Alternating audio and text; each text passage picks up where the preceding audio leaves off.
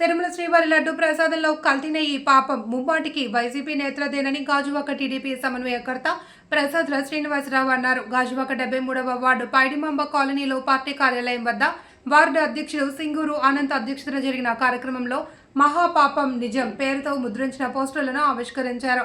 ఈ సందర్భంగా ప్రసాద్ల మాట్లాడుతూ గత వైసీపీ పాలనలో రాష్ట్రంలో ఉన్న దేవాలయాలపై అరాచకాలకు పాల్పడ్డారని, హిందువుల మనోభావాలు దెబ్బతీసేలా వ్యవహరించారు అని మండిపడ్డారు. కల్తీన ఈ విషయంలో రాష్ట్ర ప్రజల్లో గందరగోళాన్ని సృష్టించడానికి విష ప్రచారాలు చేస్తున్నారు అని, కల్తీనీకి పాల్పడిన ఏ ఒక్కరిని వదలకుండా వారిపై కఠిన చర్యలు తీసుకోవాలి అని కోరారు. ఈ కార్యక్రమంలో వార్డు నాయకులు నంబారు దేవుడు, బలగ బాలు నాయుడు, గుంటపల్లి ప్రసాద్, వెంకట అప్పారావు, లక్కోజు దేవి, కురందాస్ కృష్ణ, జ్యోతి, ముత్యాలమ్మ తదితరులు పాల్గొన్నారు. ఈరోజు ఈ కల్తీ మీడియా విషయంలో 73వ వార్డు తెలుగుదేశం పార్టీ కుటుంబ సభ్యులందరూ ఇక్కడ విచ్చేసినందుకు ప్రతి ఒక్కరికి పేరు పేరున హృదయపూర్వక నమస్కారాలు. ఆంధ్రుల ఆరాధ్య దైవం ఏడుకొండల వెంకటరమణమూర్తి మన అందరికీ ఎంతో ఆరాధ్యుడు, భారతదేశంలోనే ప్రఖ్యాతిగాంచిన దేవుడు.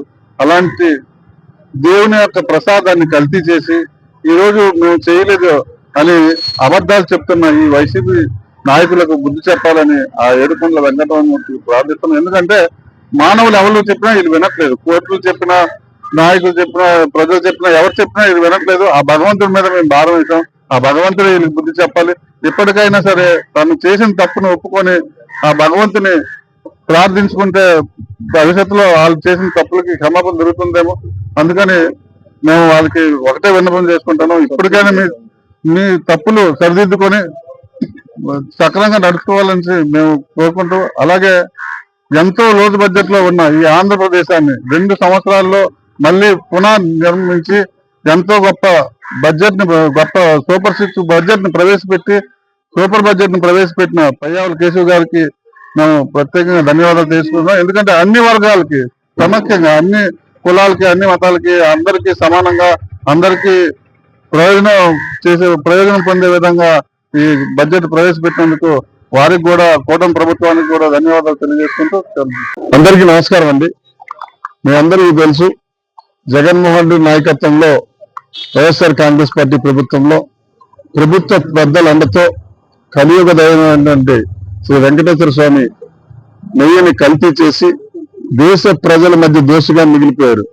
కానీ సాక్షాత్తు దర్యాప్తు సంస్థలు కూడా జగన్మోహన్ దయంలో సుమారు 250 కోట్ల రూపాయలు భక్తులు ఇచ్చే ధనాన్ని దోచుకుతున్నారని చెప్పేసి అభియోగం మోపి సిట్ కూడా తప్పు పెట్టినా అడ్డగోలుగా వైసీపీ మరి దాన్ని అది ప్రభుత్వం మరలా ఈ ప్రభుత్వం మీద ఆరోపణలు చేస్తూ కప్పు పుచ్చుకునే ప్రయత్నం చేస్తుంది.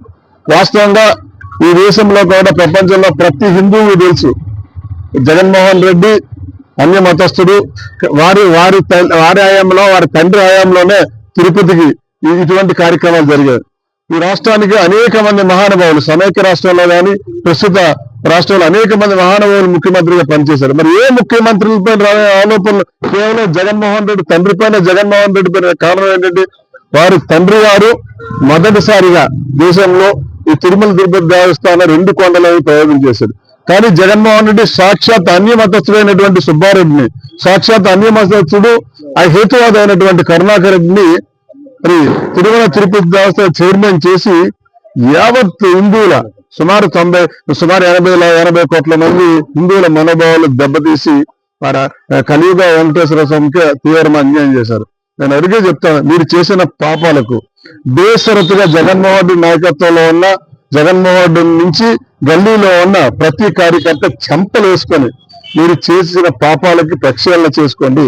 ప్రక్షాళన చేసుకోకపోతే కలియుగ వెంకటేశ్వరుడిని ఎవరు పెట్టుకున్నారో వారి చరిత్రలో కాలగర్భంలో కలిసిపోయారని చెప్పి సందర్భంగా మనవి చేసుకుంటూ, ఎప్పటికైనా జరిగిన తప్పుల్ని మీరు సమీక్షించుకోండి, ప్రక్షాళన చేసుకోండి. దేశంలో ఉన్న హిందువులు అందరూ క్షమాపణ చెప్పాలని చెప్పి మీ ద్వారా వారి అందరికి కూడా నేను తెలియజేస్తా ఉన్నాను.